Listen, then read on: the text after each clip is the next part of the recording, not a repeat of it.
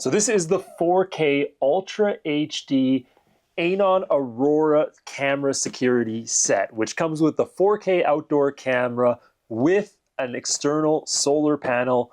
We're going to take a look at this, put it to the test, and see how well it works.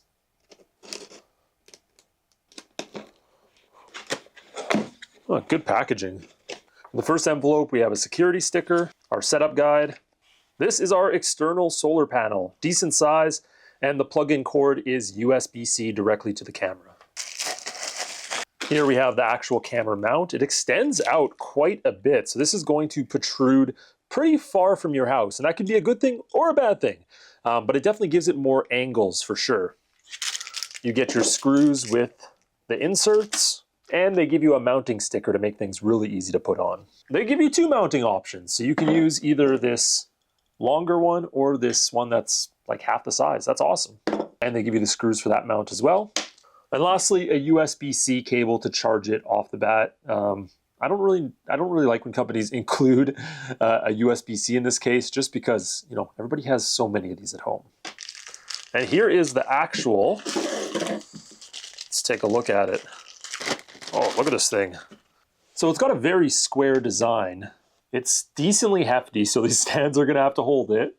Let's take a look at this lens here. We got dual built-in spotlights and that 4K Ultra HD camera. I can't wait to see the quality on this. On the bottom, you have your sync and then, of course, your charging port, if I can open that up. Let's set this up with the app and try it out. All right, let's set up the camera for first use. You gotta have your camera right by. Start by clicking Add Device once you've got inside of the app. Now they're going to give you a few different options. They only have a few cameras right now, so the availability is limited. We have the Anona Aurora camera. We're going to click on that. Now on your camera, you have your sync button. Go ahead and hold that down for 5 seconds. Now that the orange light is flashing, we can confirm, move on. Waiting for connection. Select your camera. It's going to bind it to your accounts. Now you want to set up your Wi-Fi. So we are now 100% connected, and we can name our device. I'm going to put this as backyard. Now you can go through the installment options. I'm not actually installing the mount today, so I'm just going to push through this. Now, the interface on the app is pretty simple. You can see we only have one camera added, so it's not showing a whole lot. We can open the camera up right here, and it should establish connection. And look at that. Oh, wow, that's pretty responsive. Oh, wrong way. Also, I don't know how I didn't realize this, but the longer mount is actually for the solar panel, so you can get a better angle with the sun. So that's actually pretty handy. And obviously the shorter one is for the camera. All right, so I have it set up outside now. Let's check out some of these features. Let's load it up and see what the load time looks like.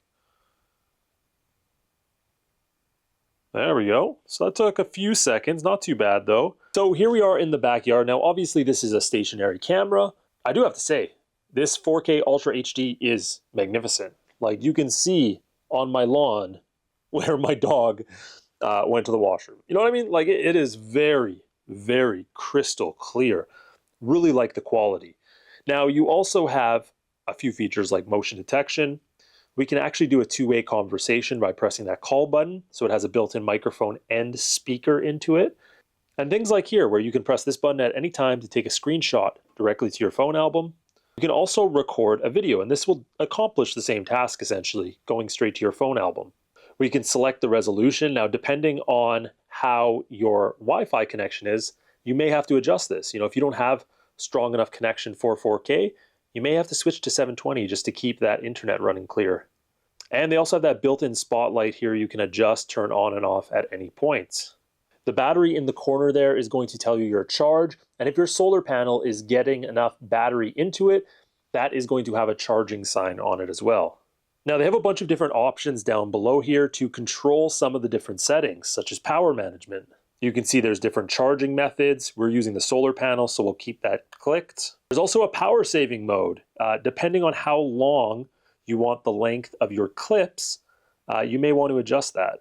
Here's smart detection, and luckily it does have detection sensitivity. This is very important. Now, they don't have a lot of cadence in between, right? There's only 3 options for it. I like when there's, you know, a little bit less, a little bit more, medium, right? But it's still at least gives you an option. And this way, your camera won't go off when something's like super far away, for instance, or when it's like a leaf, right? So that makes a huge difference. There's also the motion detection, and there's an automatic siren alarm. When motion is detected, the siren will sound for 30 seconds and the spotlight will be activated. So if there's an area where nobody's supposed to go, you can set that up too.